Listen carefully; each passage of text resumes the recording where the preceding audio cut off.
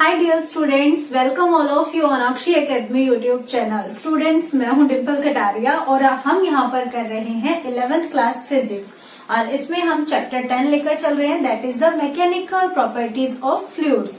सो यहाँ पर हमारे पास कंसेप्ट जो है वो फ्लूइड मैकेनिक्स का है, ठीक है, जिसमें आज का हमारा जो टॉपिक है that is excess pressure inside A curved surface. तो बच्चा, एक्सेस प्रेशर क्या होता है जब कर्व्ड सरफेस होता है, ठीक है। तो कर्व्ड सरफेस में हमारे पास दो सिचुएशन पॉसिबल है। वो क्या कि या तो जो हमारे लिक्विड का जो सरफेस हो, यहाँ पे आप देख रहे हैं इस तरीके से हो, तो ये कौन सा शेप हो जाता है, कनकेव हो जाता है, ओके। या फिर हमारा जो लिक्विड का शेप है वो किस तरीके से हो, कॉन्वेक्स सरफेस में हो, लाइक दिस, ओके। तो जब इस तरीके से होगा तो ये होगा हमारे पास कन्वेक्स सरफेस, और जब इस तरीके से होगा तो ये हमारे पास होगा कनकेव सरफेस। तो हम इन दोनों सरफेसेस पर आज यहाँ पर एक्सेस ऑफ प्रेशर को डिस्कस करेंगे, ठीक है। तो एक्सेस ऑफ प्रेशर का कॉन्सेप्ट क्या है, मतलब हम यहाँ पर कैसे कहेंगे कि जो प्रेशर है वो किसी एक पार्ट पर क्या है, ज्यादा है या फिर कम है, और अगर वो ज्यादा है तो कितना ज्यादा है। तो ये कॉन्सेप्ट सारा क्या है, तो इसके लिए हमें क्या होगा, एक बेसिक कॉन्सेप्ट को बिल्कुल अच्छे से समझना होगा। और बेसिक कॉन्सेप्ट हम कब डिस्कस करेंगे, जब हम यहाँ पर प्लेन लिक्विड सरफेस के बारे में बात करेंगे, okay. Plane liquid surface that means the surface of liquid is horizontal at this point. यहाँ पर जो भी ये आप देख पा रहे हो हॉरिजेंटल सरफेस है, ठीक है।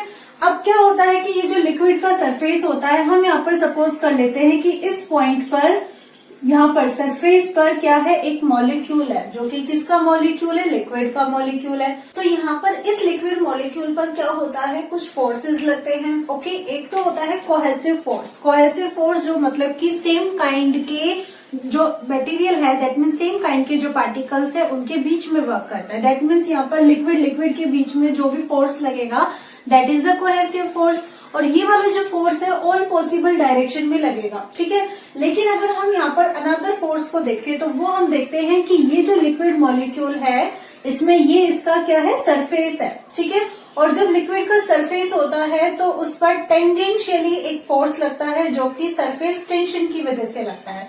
सो हम यहाँ पर कॉन्सेप्ट देंगे कि यहाँ पर ये जो टेंजेंशियल मतलब इस डायरेक्शन में फोर्स लगा, ओके। हम सपोज कर लेते हैं S इज द फोर्स। ये जो फोर्स है ये सरफेस टेंशन की वजह से लग रहा है, टेंजेंशियल। ये इधर भी लग रहा है और यहाँ पर भी लग रहा है, मतलब दोनों जगह ये लग रहा है। तो आप बच्चे यहाँ पर बताएंगे कि जब आपके पास सेम वैल्यू का फोर्स, सेम मैग्नीट्यूड का जो फोर्स है वो अपोजिट डायरेक्शन में वर्क करता है, और वो भी कैसा, टेंजेंशियली यहाँ पे वर्क करता है, तो इन दोनों के लिए जो रिजल्टेंट फोर्स होगा उसकी वैल्यू क्या होगी, चलिए बताइए, सोचिए। इतने में यहाँ पर इसका कंसेप्ट लिखती हूँ, क्या कि यहाँ पे जो फोर्स लग रहा है, force due to surface tension. आप जरूर सोच के रखिएगा जो अभी अभी मैंने आपको पूछा है, okay. Force due to surface tension act tangentially, कहाँ पे वर्क करता है, टेंजेंशियली वर्क करेगा यहाँ पे, ओके। और ये कहाँ पे करेगा, ऑन लिक्विड सरफेस, ठीक है। अब जो भी यहाँ पे लिक्विड सरफेस पर ये जो फोर्स यहाँ पे लगेंगे, ये कितने लगेंगे, दो फोर्स लगेंगे, क्योंकि दो डायरेक्शन में लग रहे हैं। सो हम यहाँ पर लिखेंगे forces due to surface tension act tangentially on liquid surface in opposite direction. अब बच्चा, अपोजिट डायरेक्शन में आपके पास यहाँ पे फोर्स लग रहा है, ठीक है। तो इसका मीनिंग ये हुआ, जो अब मैंने क्वेश्चन पूछा था उसका आंसर देने का टाइम है। एक फोर्स यहाँ लग रहा है, दूसरा फोर्स यहाँ लग रहा है, ठीक है। दोनों सेम मैग्नीट्यूड के हैं, डायरेक्शन दोनों की अपोजिट है, so they will cancel each other. और जब वो एक दूसरे को कैंसिल कर देंगे तो उस कंडीशन में जो रिजल्टेंट फोर्स है, ठीक है, रिजल्टेंट फोर्स की वैल्यू क्या होगी, जीरो हो जाएगी। अब अगर रिजल्टेंट फोर्स जीरो हो गया, यानी कि जैसे अगर हम देखते कि इन दोनों का जो रिजल्टेंट होता वो कैसे होता है, यहाँ पे होता वर्टिकल डायरेक्शन में होता, लेकिन अब तो रिजल्टेंट फोर्स जीरो हो गया, तो इसका मतलब यहाँ पे जो वर्टिकल डायरेक्शन में कोई भी फोर्स नहीं लग रहा है। Clear concept, so no force, okay, no resultant force in vertical direction. और जब बच्चा वर्टिकल डायरेक्शन में कोई फोर्स लग ही नहीं रहा है तो इसका मतलब ये हुआ कि ये जो लिक्विड है यहाँ पर इक्विलिब्रियम में है, ठीक है। इक्विलिब्रियम का मतलब कि ये जो लिक्विड सरफेस पे अगर जो भी प्रेशर लग रहा है, सेम प्रेशर वो कहाँ पे लग रहा है, वेपर सरफेस पे लग रहा है, मतलब इक्वल सरफेस है। ओके, मतलब इक्वल प्रेशर है। अगर आप आउटर जो प्रेशर है उसको PO से डिनोट करें और इनसाइड के प्रेशर को PI से डिनोट करें, तो इस कंडीशन में हमारे पास दोनों प्रेशर की जो वैल्यू होती है वो क्या हो जाती है, इक्वल हो जाती है। Why? Because there is no resultant force component in vertical direction. Clear हुआ? तो ये हमारे पास हॉरिजॉन्टल सरफेस का कॉन्सेप्ट होता है। लेकिन अब आज इस वीडियो में हम डिस्कस करेंगे कनकेव सरफेस को भी और कन्वेक्स सरफेस को भी।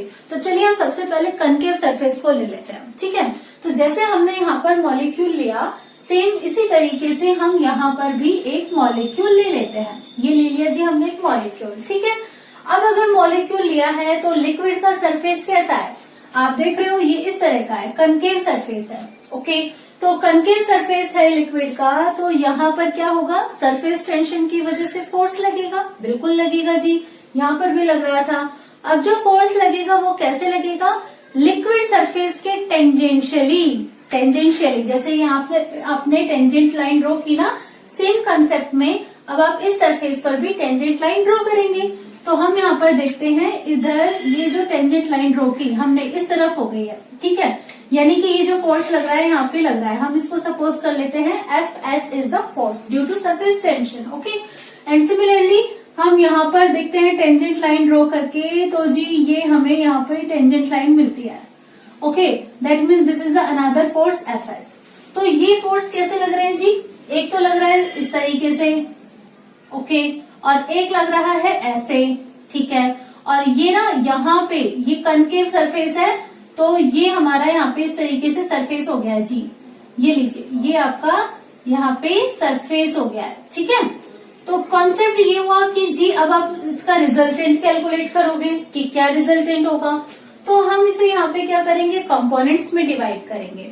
तो कंपोनेंट्स में देखते हैं, तो एक तो हॉरिजॉन्टल डायरेक्शन में हो जाता है ये वाला कंपोनेंट। ओके, और एक इधर होता है इसका ये वाला कंपोनेंट वर्टिकल डायरेक्शन में। इसको हमने रिजोल्व कर दिया है। ठीक है, क्लियर? अब जैसे आपने इसको रिजोल्व किया है यहाँ पे इस तरीके से, आप इधर इस वाले फोर्स को भी तो रिजोल्व करोगे।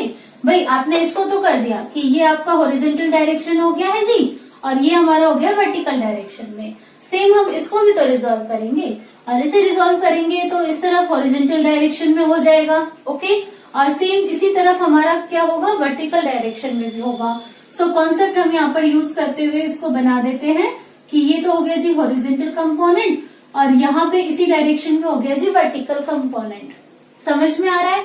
तो जब आपके पास इस तरह की सिचुएशन देखने को मिलती है, तो यहाँ पर आप देखते हो कि हॉरिजॉन्टल कंपोनेंट एक तो इस डायरेक्शन में है और एक इस डायरेक्शन में है, और same working line of action है।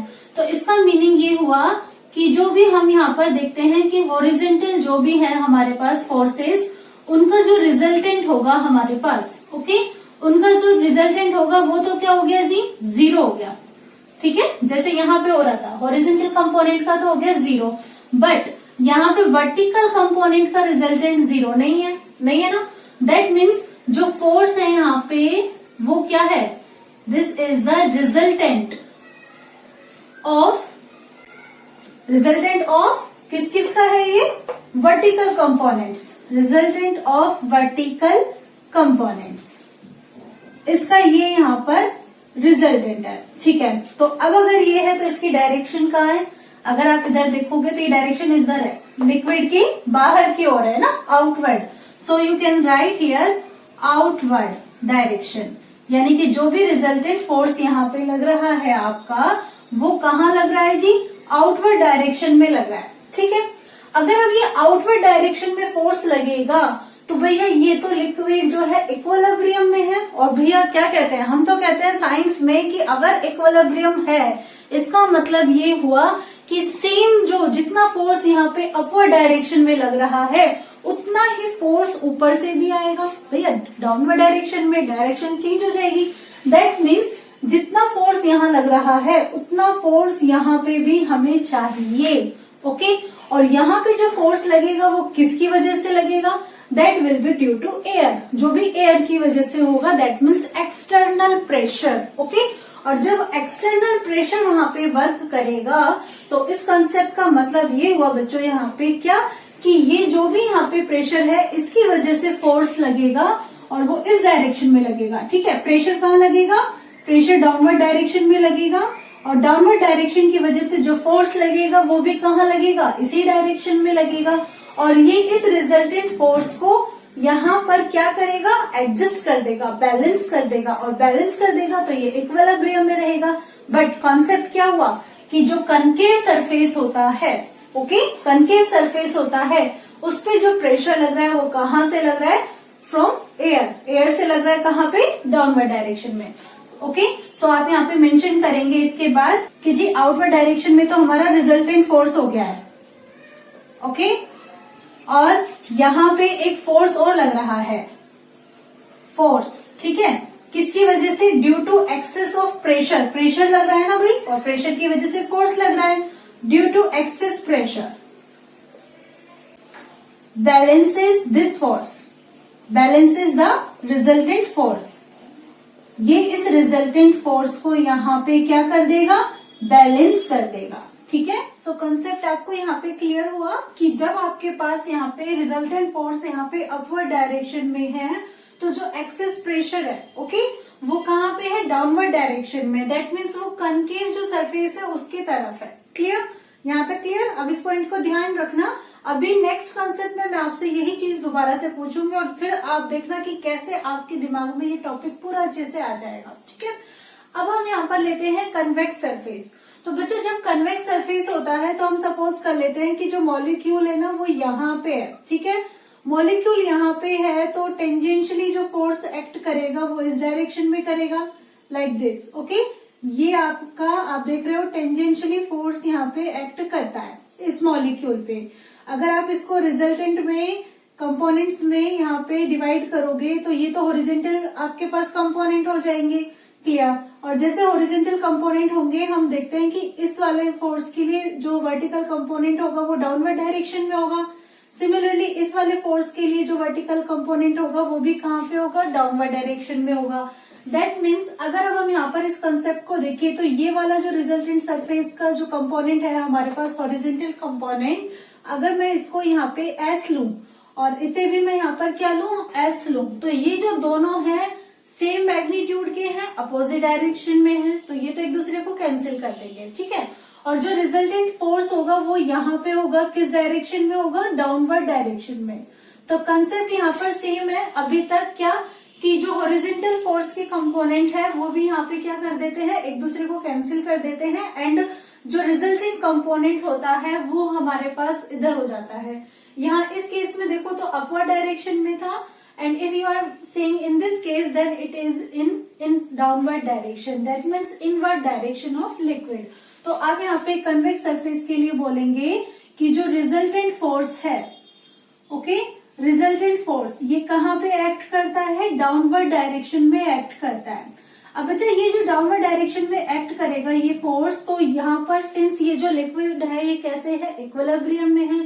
सो टू मेंटेन दिस इक्विलिब्रियम यहाँ पे हमारे पास एक फोर्स और वर्क करेगा जो इसके अपोजिट डायरेक्शन में होगा, मतलब जो इस रिजल्टेंट फोर्स को क्या करेगा? बैलेंस करेगा। और वो फोर्स मिलेगा हमें लिक्विड के प्रेशर की वजह से इस डायरेक्शन में। ठीक है, अब हम देखते हैं कि प्रेशर जो है यहाँ लग रहा है, अपवर्ड डायरेक्शन में लग रहा है। ठीक है, और ये जो अपवर्ड डायरेक्शन में जो प्रेशर लग रहा है इसकी वजह से जो फोर्स होगा वो इस रिजल्टेंट फोर्स को यहाँ पे क्या कर लेगा? बैलेंस कर लेगा। तो हम यहाँ पर मेंशन करेंगे इसके बाद a force due to excess of pressure. ठीक है, एक्सेस ऑफ प्रेशर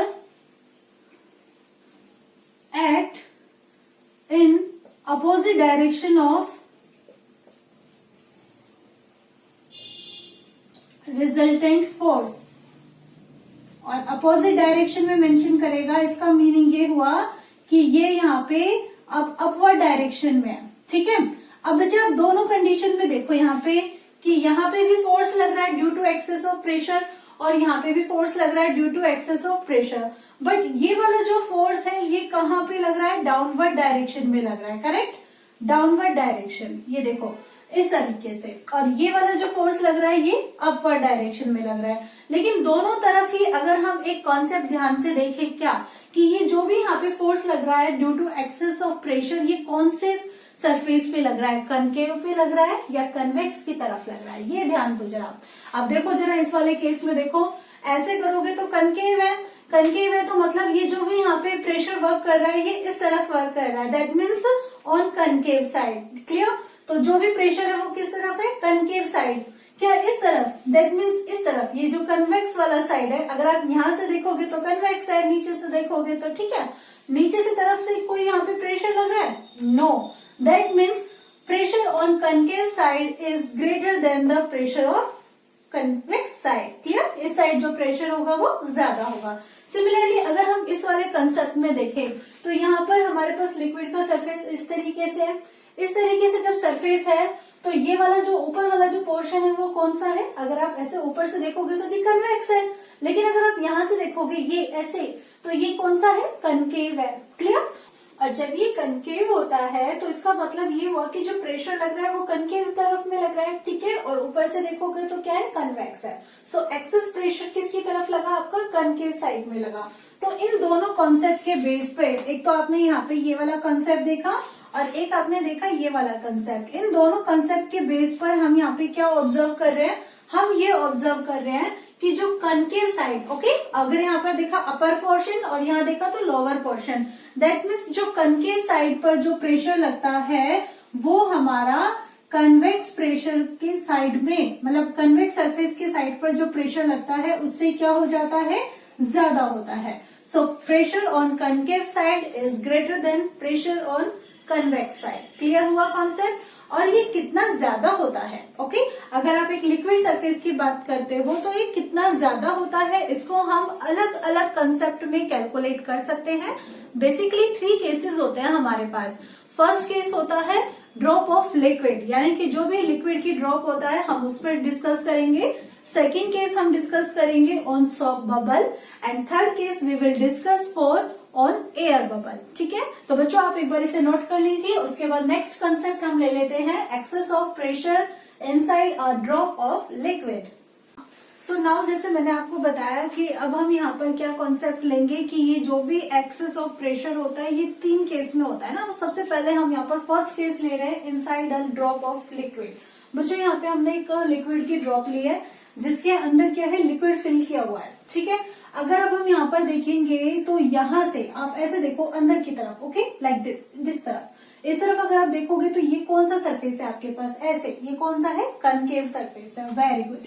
तो इस तरफ अगर हम देखेंगे तो ये हमारे पास यहाँ पे कनकेव सरफेस है। लेकिन अगर हम यहाँ पर इस लिक्विड की ड्रॉप को यहाँ से देखेंगे तो ये हमें इस तरीके से दिखेगा, ओके, लाइक दिस, ओके। तो जब हम ऐसे देखेंगे तो ये उभरा हुआ हमें दिखेगा, तो ये हमारे पास कौन सा हो जाएगा, कन्वेक्स सरफेस हो जाएगा। तो इस तरफ से देखा तो कनकेव, इस तरफ से देखा तो कन्वेक्स। Concept clear?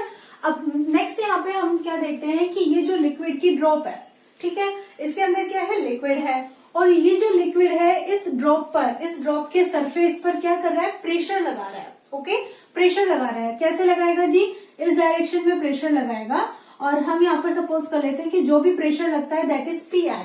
ठीक है, अब ये जो प्रेशर यहाँ पर लगाता है दैट मीन्स अब हम यहाँ पर ले सकते हैं कि यहाँ पे फोर्स वर्क कर रहा है। ओके, कहाँ से, ड्यू टू दिस प्रेशर, और ये यहाँ पर इस तरफ फोर्स वर्क कर रहा है जो कि लिक्विड यहाँ पे फोर्स अप्लाई कर रहा है। ठीक है, अब ये जो भी प्रेशर है इसकी वजह से लिक्विड, मतलब हमने कहा कि लिक्विड प्रेशर लगा रहा है। ठीक है, अब ये जो आपके पास यहाँ पे लिक्विड की जो ड्रॉप है, इसके जो बाहर का एनवायरमेंट है वहां पे क्या है, एयर है, और वो एयर क्या करती है, इस लिक्विड पर प्रेशर लगाती है। वो कैसे लगाती है, अंदर की ओर। ठीक है, और लिक्विड कैसे लगा रहा है, बाहर की ओर प्रेशर लगा रहा है। हम सपोज कर लेते हैं कि जो आउटसाइड वाला प्रेशर है दैट इज PO। ठीक है, तो जो यहाँ पे कॉन्सेप्ट है मैं उसको मेंशन कर देती हूँ, PI। PI, this is the pressure, okay, internal pressure, okay, internal pressure. Next time अगर हम यहाँ पे बोलेंगे PO, this is the outsider, और we can say that external pressure, okay, outer और एक्सटर्नल प्रेशर। सो कॉन्सेप्ट ये है कि जो यहाँ पे हमारे पास PI है वो कनकेव सरफेस पे लग रहा है, ठीक है, और जो PO है वो कहाँ पे लग रहा है, कन्वेक्स सरफेस पे लग रहा है। तो हमने अभी अभी देखा था क्या कि PI की जो वैल्यू होती है वो PO से क्या हो जाती है, ज्यादा होती है। Okay, that means pressure on concave side is greater then pressure on convex side. और ये वैल्यू कितनी ज्यादा होती है, तो उसके लिए हम यहाँ पर क्या कर सकते हैं, P कनकेव में से, that means pressure on concave side में से प्रेशर ऑन कन्वेक्स साइड को माइनस कर सकते हैं। Okay, that means pressure on internal part, that means PI minus PO, और इसकी जो वैल्यू हमारे पास आती है this is equal to 2S upon R। Okay, 2S, S is the surface tension. हम कुछ बुक में T से भी डिनोट करते हैं, तो चाहे आप T से डिनोट कर लो, S से डिनोट कर लो, कंसेप्ट वही है, ठीक है। ये मैं आपको ऑलरेडी बता चुकी हूँ प्रीवियस क्लास में। Where S, this is the surface tension, and R, this is the radius of drop. अब कॉन्सेप्ट है कि बच्चा ये जो हमारे पास फॉर्मूला आया है ये आया कैसे है, हाउ, मतलब हमने इसको कैसे डिराइव किया है, तो उसको अब आप यहाँ पर ध्यान से समझिए। देखो क्या कि आपने देखा कि ये जो है हमारे पास एक लिक्विड की ड्रॉप है, फाइन, और इस लिक्विड की ड्रॉप के लिए हम यहाँ पर कहते हैं कि सपोज कर लीजिए इसकी जो रेडियस है वो क्या है, यहाँ पे कैपिटल R है, ठीक है। अब हम यहाँ पर एक पॉइंट देखते हैं क्या कि इस लिक्विड की ड्रॉप पर प्रेशर लग रहा है, किस किस की वजह से लग रहा है जी, एक तो एक्सटर्नल प्रेशर लग रहा है और एक लग रहा है यहाँ पे इंटरनल प्रेशर। जो एक्सटर्नल प्रेशर है वो क्या करेगा, इस लिक्विड के सरफेस पे फोर्स अप्लाई करेगा। भैया प्रेशर है तो फोर्स भी लगेगा, because force per unit area is the pressure. Okay, so हमने यहाँ पर फोर्स सपोज कर लिया कि जो इस डायरेक्शन में फोर्स लगेगा मतलब लिक्विड के ड्रॉप पर लगेगा, जरूरी नहीं यहाँ लगेगा, मतलब ऐसे भी लग सकता है। ओके, तो जो भी लिक्विड के सरफेस पर बाहर की तरफ से जो प्रेशर लगेगा हम उसको यहाँ पे सपोज कर लेते हैं that is FE, that means external pressure. Okay, and the यहाँ पे जो फोर्स है जो इस लिक्विड के प्रेशर की वजह से लग रहा है दैट इज FL।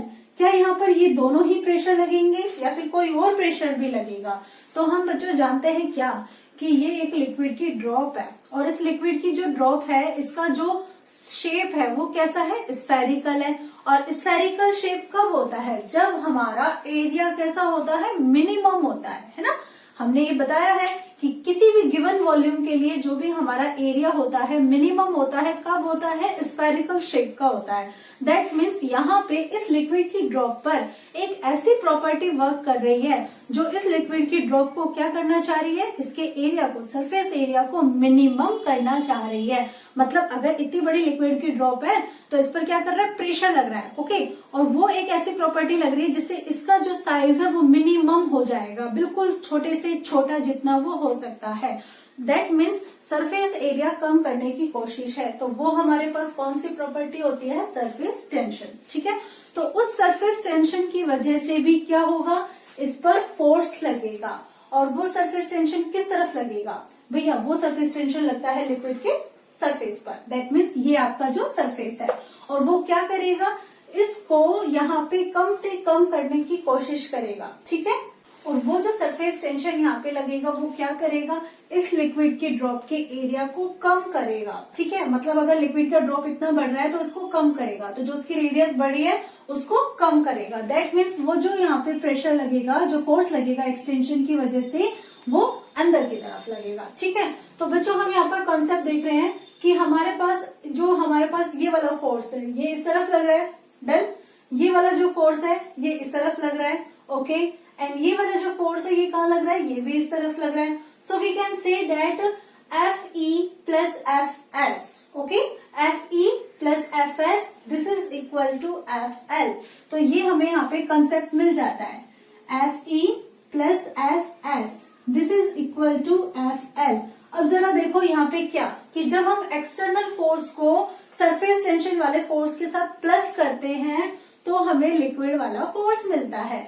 इसका मीनिंग ये हुआ कि जो लिक्विड वाला जो फोर्स है इसकी वैल्यू हमारी FE से क्या है, ज्यादा है। ओके, मतलब इनर वाला जो फोर्स है इसकी वैल्यू एक्सटर्नल वाले फोर्स से ज्यादा है, और कितनी ज्यादा है वही हमें यहाँ पे अब कैलकुलेट करना है। ठीक है, तो कॉन्सेप्ट को अगर हम यहाँ पे क्या करें, हम सपोज कर लेते हैं कि ये जो भी इसकी रेडियस है ना लिक्विड ड्रॉप की, हम उसको इंक्रीज कर रहे हैं, ठीक है, ओके, इंक्रीज कर रहे हैं। कैसे करेंगे भैया, ये आर है ना, सपोज कर लेते हैं कि यहां तक इंक्रीज कर दिया तो ये एक्सपेंड हो गई है ड्रॉप इस तरीके से।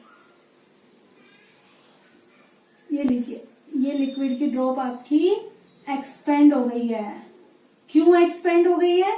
क्योंकि इनर वाला जो फोर्स है ना, जो अंदर से लग रहा है लिक्विड वाला फोर्स, वो कैसा है, एक्सटर्नल वाले फोर्स से ज्यादा है। और जब ज्यादा है तो हमने जो इसको एक्सपेंड किया है, हम सपोज कर लेते हैं डेल्टा आर जो रेडियस से हमने इसको एक्सपेंड किया है। अब जब हम इस लिक्विड ड्रॉप को एक्सपेंड करेंगे, दैट मीन्स यहां पे एक्सपेंशन इन लिक्विड ड्रॉप।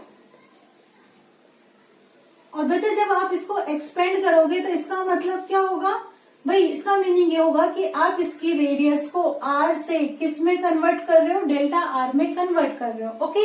अब जब आर से delta R plus delta R में कन्वर्ट कर रहे हो तो इस एक्सपेंशन में आपको काम भी करना पड़ेगा, एक्स्ट्रा एफर्ट है भाई, करना पड़ेगा, बिल्कुल करेंगे। तो ये जो वर्क डन है यहाँ पे क्या होगा, तो चलो हम इसको कैलकुलेट करते हैं। Work done for expansion of liquid drop, तो हमें इस वर्क डन को यहाँ पे कैलकुलेट करना है, ठीक है। W this is equal to force into displacement. Work done का तो भाई यही फॉर्मूला होता है जी, फोर्स इंटू डिस्प्लेसमेंट। और फोर्स अगर अब हम यहाँ पर देखेंगे तो कौन सा देखेंगे जी, इंटरनल फोर्स अलग लग रहे हैं, आउटरनल फोर्स अलग लग रहे हैं, मतलब एक्सटर्नल फोर्स अलग लग रहे हैं, मतलब एक्सटर्नल फोर्स अलग लग रहे हैं। तो इसका मीनिंग ये हुआ कि जो भी फोर्स है, हमने देखा कि लिक्विड वाला फोर्स ज्यादा है, मतलब इनर पोर्शन पे, ओके, इनर साइड का जो फोर्स है वो आपके आउटर साइड के फोर्स से ज्यादा है। So F I is greater than F O. तो जो भी हमारे पास फोर्स लगेगा इनका रिजल्टेंट लगेगा। और रिजल्टेंट कैसे, ये इस डायरेक्शन में लगेंगे जी, ये इस डायरेक्शन में लगेंगे। सो आप यहाँ पे रिजल्टेंट की कैलकुलेशन के लिए एफ आई में से एफ ओ को माइनस कर देंगे, because F I is greater than F O. Clear हो रहा है ना, वेरी गुड। इनटू डिस्प्लेसमेंट, कितना डिस्प्लेसमेंट हुआ जी, डिस्प्लेसमेंट उतना हुआ जितना इसकी रेडियस इंक्रीज हुई है, और रेडियस तो इतना पोर्शन इंक्रीज हुई है बस, और ये कितना है, डेल्टा आर, ठीक है। तो यहाँ पे आ जाएगा डेल्टा आर। अब जी F I minus F O, इसकी वैल्यू क्या है, now force, this is the pressure into area. Clear, so we can write here pressure into area. Area किसका जी, लिक्विड ड्रॉप का। और लिक्विड ड्रॉप कौन से शेप में, स्फेरिकल शेप में, ठीक है जी। स्फेरिकल शेप में तो स्फेयर का एरिया क्या होता है, 4 पाई आर स्क्वायर होता है, डन। सो हम यहाँ पे अप्लाई करेंगे P I into 4 pi R square, minus outer side के लिए P I into 4 pi R square. देखो दोनों तरफ हम 4 पाई आर स्क्वायर क्यों ले रहे हैं, क्योंकि जो इंटरनल फोर्स लग रहा है वो भी इसी यहाँ पे ड्रॉप पर लग रहा है, जो आपके पास एक्सटर्नल फोर्स लगेगा वो भी इसी सरफेस पे लगेगा, मतलब कि आपका एरिया तो यही रहेगा 4 पाई आर स्क्वायर, ठीक है। और मल्टीप्लाई कर लोगे डेल्टा आर से। सो अब आप यहाँ पर देखो 4 पाई आर स्क्वायर कॉमन आ रहा है, ले लीजिए P I minus PO 4 pi R square delta R. इसे हम ले लेते हैं इक्वेशन नंबर 1, वेयर हम यहाँ मेंशन कर देते हैं यहाँ पे क्या, कि ये जो हमारे पास आया है 4 पाई आर स्क्वायर, ये क्या है, this is the surface area of spherical drop, okay, spherical drop. अब आपने देखा कि आपने ये वर्क डन किया है, क्लियर। और जब आपने ये वर्क डन किया है इसका मतलब आपने इसकी एक्सपेंड करने की कोशिश की है, और एक्सपेंड कर रहे हो मतलब सरफेस एरिया को बढ़ाने की कोशिश की है। और जब हम सरफेस एरिया को इंक्रीज करते हैं तो जो भी वर्क डन करते हैं वो हमारा किस में स्टोर हो जाता है, सरफेस एनर्जी में, क्लियर। सो उस कॉन्सेप्ट के बेस पे हम ये कह सकते हैं कि this work done is stored in the form of surface energy, ठीक है बच्चा। और जो सरफेस एनर्जी है फिर उसका फॉर्मूला क्या होता है बताइए। आपका ये जो W है ये तो आपका surface energy SE, surface energy में यहाँ पर काउंट हो चुका है। और इसका क्या फॉर्मूला होता है, ये मैंने आपको relation between surface tension and surface energy में बताया था कि जो भी सरफेस एनर्जी होती है वो हमारा सरफेस टेंशन इनटू एरिया, मतलब जितना भी एरिया होता है ना, एरिया उसके इक्वल होती है, और एरिया होता है चेंज इन एरिया। सो हम यहाँ पर इस W की जगह ये वैल्यू अप्लाई करेंगे S into del A, that means change in area. This is equal to PI minus P और 4 pi R square delta R, equation number 2। अब कॉन्सेप्ट है हमें डेल्टा ए कैलकुलेट करना है, ठीक है। सो हेयर डेल्टा ए मतलब change in area, okay, change in surface area. तो चेंज इन सरफेस एरिया निकालोगे बच्चा तो आप फाइनल एरिया में से इनिशियल एरिया को माइनस करोगे। अब फाइनल एरिया आपके पास यहाँ पे क्या है बताइए। आपकी जो लिक्विड ड्रॉप थी वो हमारे पास किस शेप में थी, स्फेरिकल शेप में थी, ओके। और जब आपने उसको एक्सपेंड किया तब भी वो कौन सी शेप में रही, स्फेरिकल शेप में रही, बस इसकी रेडियस इंक्रीज हो गई है। क्या अब ये रेडियस यहाँ से यहाँ तक आ गई है जी, इतनी आ गई है, और ये कितनी हो गई है R प्लस डेल R, ठीक है। तो इसका सरफेस एरिया में भी इसका फॉर्मूला लग जाएगा 4 pi R plus del R whole square minus 4 pi R square. हम देख रहे हैं कि यहाँ पे 4 पाई कॉमन है, ले लीजिए बाहर। आपके पास यहाँ पे अंदर होगा R plus del R whole square minus R square. आप इसकी वैल्यू को अप्लाई कीजिए, मतलब इसको एक्सपेंड कीजिए। This is A plus B whole square, that is R square plus del R square plus 2R del R minus R square. R square से R square cancel, ठीक है। तो आप एक बार इस साइड वाला पोर्शन नोट कर लीजिए, फिर मैं आपको उसको यहाँ पे कंप्लीट करा देती हूँ। अब आप इसको देखिए, यहाँ पे आपको ये मिलेगा del A, this is equal to 4 pi, और ब्रैकेट के अंदर है हमारे पास del R whole square plus 2R del R, okay. ये लीजिए, ये पार्टीशन कर दिया है ताकि आपको कंफ्यूजन ना हो जरा सी भी कि कुछ प्लस माइनस आपका इधर उधर तो नहीं हो गया, ठीक है। अब आप देखोगे तो बच्चों हम यहाँ पर जानते हैं क्या कि जो डेल R हमने यहाँ पर देखा था that is the increment in radius, और ये कैसा होता है, दिस इज वेरी स्मॉल। और बच्चा जब ये बहुत स्मॉल है तो इसका मतलब ये हुआ कि जो हम इसका स्क्वायर करेंगे, डेल R का जो स्क्वायर करेंगे वो कैसा होगा, वो भी बहुत छोटा हो जाएगा। जैसे कि अगर मान लो कि ये 0.1 है, ठीक है, तो 0.1 का स्क्वायर करो तो कितना हुआ 0.01, तो वो तो और भी छोटा हो गया। सो हम इसको यहाँ पे क्या कर देंगे, नेग्लेक्ट कर देंगे, ठीक है।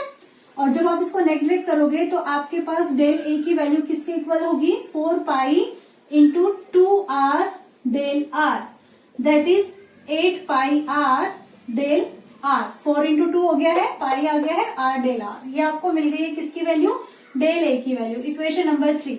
अब आप क्या कीजिए, इस वैल्यू को इक्वेशन नंबर 2 में अप्लाई कर दीजिए by putting value of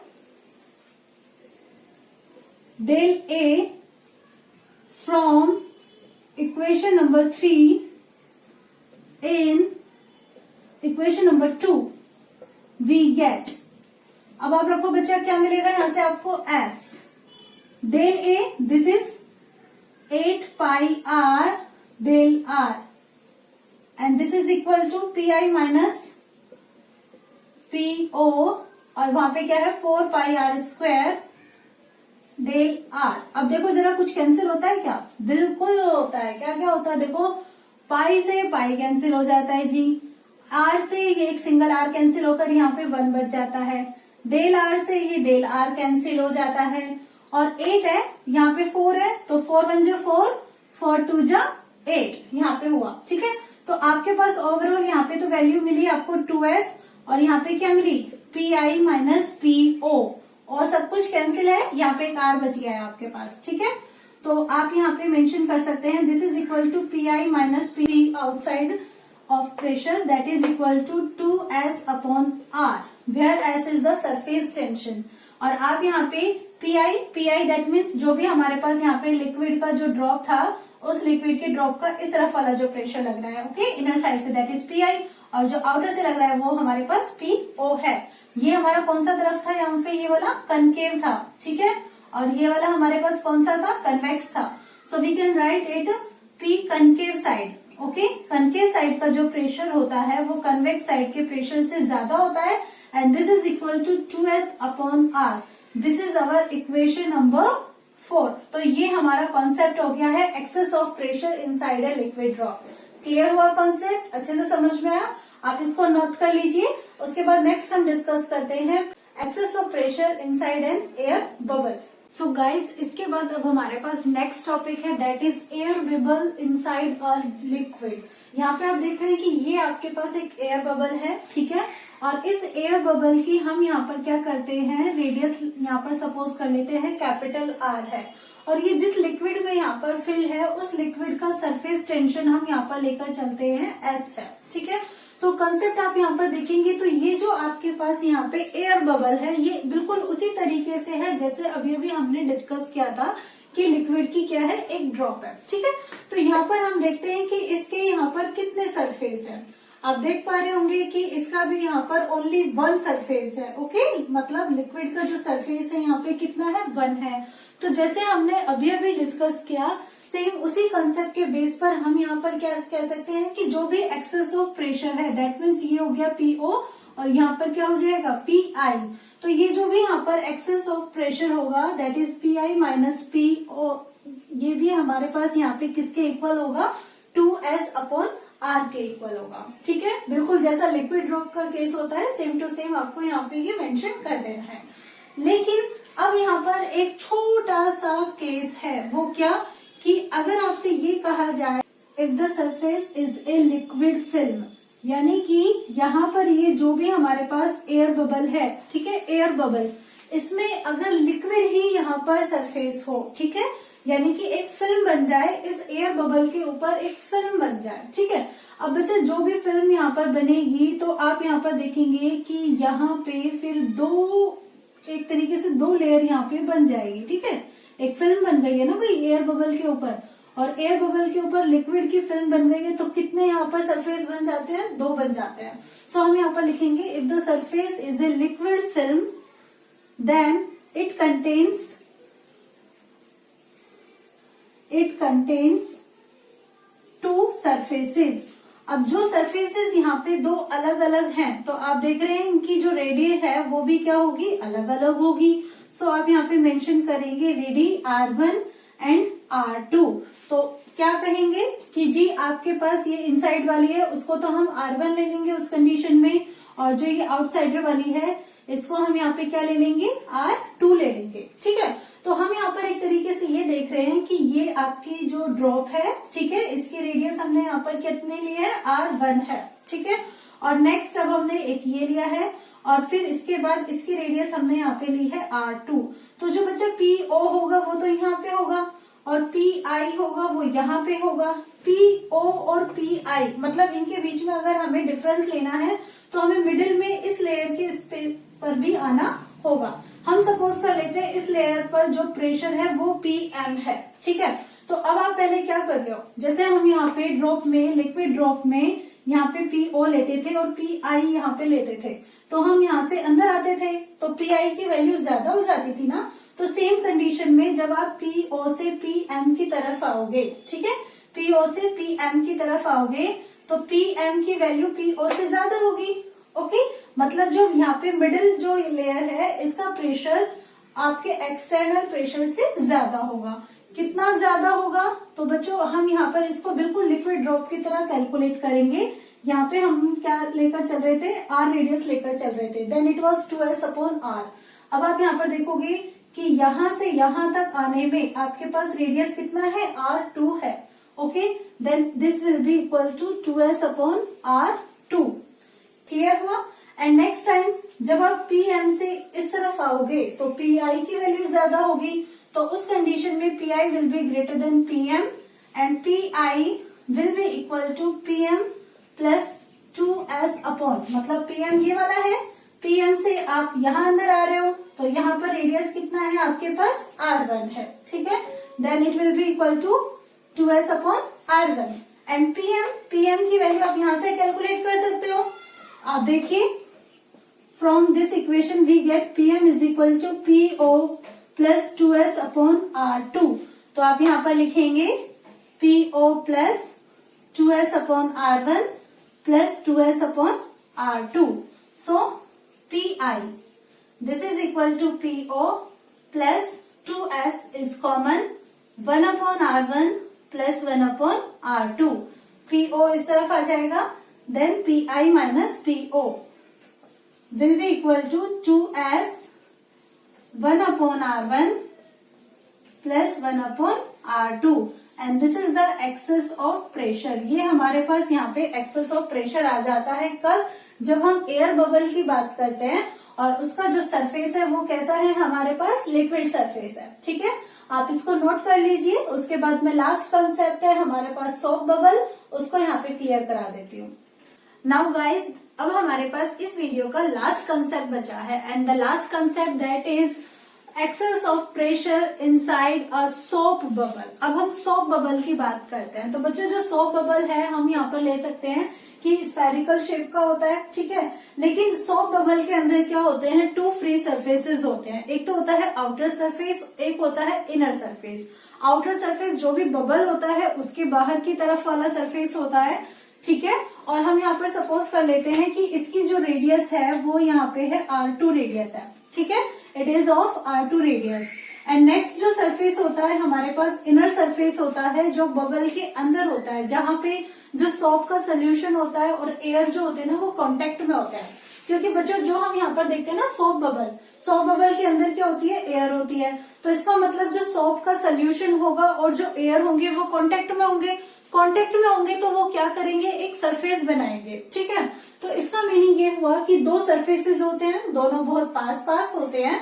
so we can assume कि ये जो सरफेसेस हैं यहाँ पे इस तरीके से है. ठीक है, आप एक को ले लीजिए इनर और एक को ले लीजिए यहाँ पे आउटसाइड वाला सरफेस. ठीक है, और सिंस जैसे कि मैंने आपको बताया कि ये जो दोनों सरफेस होते हैं ये कहाँ होते हैं, बहुत पास पास होते हैं ना, एकदम चिपके हुए से होते हैं. तो बहुत पास होते हैं तो हम यहाँ पर ले लेते हैं कि इसकी रेडियस हम ले लेते हैं R1 और इसकी ये जो रेडियस है हमने यहाँ पे क्या ली है, R2.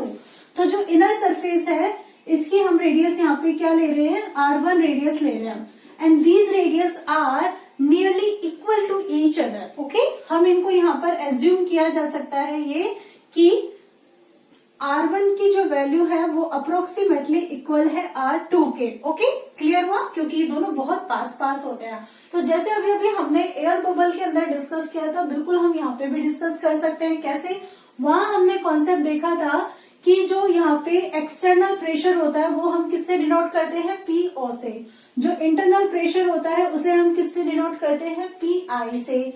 और जो मिडिल होता है ना, यहाँ पे ये जो मिडिल पोर्शन का जो प्रेशर होता है इसको हम किससे डिनोट कर रहे थे, वहां पर PM से. ठीक है, तो ऐसे ही हम यहाँ पर भी कैलकुलेट कर सकते हैं. देखो जरा, यहाँ पर भी आपके पास PM की जो वैल्यू होगी, जो मिडिल आपके पास लेयर है उसका जो प्रेशर होगा वो आउटसाइडर के प्रेशर से ज्यादा होगा. So this is equal to PM minus PO, that is equal to 2s upon R2 because R2 is the radius of outer surface. Then यहाँ पे भैया ये कॉन्सेप्ट हो गया है कि ये आपका R2 है, ये PO है और अंदर वाला यहाँ पे क्या है, PM है. ठीक है, अब जब हम यहाँ पे नेक्स्ट वाले केस को डिस्कस करते हैं, नेक्स्ट वाला केस यानी कि जब हम PM के अंदर वाला ले रहे हैं, तो PM उसके लिए आउटसाइडर हो गया एक तरीके से, और यहाँ पे ये क्या हो गया है जी, R1 हो गया है, और ये क्या हो गया है, PI इंटरनल प्रेशर हो गया है. तो इस कंडीशन में PI is greater than PM, so we can calculate excess of pressure that is equal to PI minus PM. And this excess of pressure this is equal to R1 is the radius, so 2s upon R1. Clear, ये concept हुआ. Now PM की value क्या है वो हम यहाँ से calculate कर सकते हैं. देखो यहाँ से आप देखोगे तो PM this is equal to PO will be shift to right side and this will be equal to PO upon 2 PO plus 2s upon R2. ठीक है, आप यहाँ पे अप्लाई कर दीजिए. PI minus PM that is PO minus 2s upon R2 equals to 2s upon R1.